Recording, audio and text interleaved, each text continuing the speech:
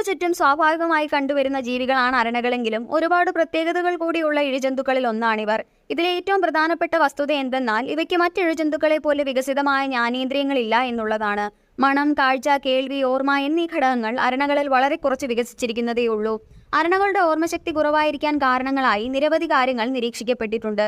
പൊതുവെ ഒറ്റപ്പെട്ട് ജീവിക്കുന്ന ഇവ ഇര തേടുക, ഇണചേരുക എന്നിങ്ങനെയുള്ള അടിസ്ഥാന ആവശ്യങ്ങൾക്കായി മാത്രമേ ഇടപഴകുകയുള്ളൂ. ഇത് ഓർമ്മശക്തി വികസിക്കുന്നതിനെ തടയുന്നു.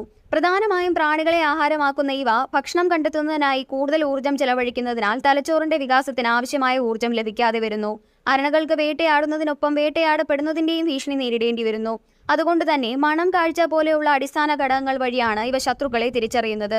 പൊതുവെ ഓർമ്മശക്തി ആവശ്യമില്ലാത്തതിനാൽ ഇവയുടെ തലച്ചോറിന്റെ ഈ ഭാഗം ക്രമേണ വികസിക്കാതെയാവുകയും ഇവയുടെ ഓർമ്മശക്തി നശിക്കാൻ കാരണമാവുകയും ചെയ്തു. എന്നിരുന്നാലും കൃഷിയിടങ്ങളിലെയും വീടുകളിലെയും കീടങ്ങളെ നിയന്ത്രിക്കുന്നതിൽ പ്രധാന പങ്കുവഹിക്കുന്ന കീടനാശിനികളാണിവർ.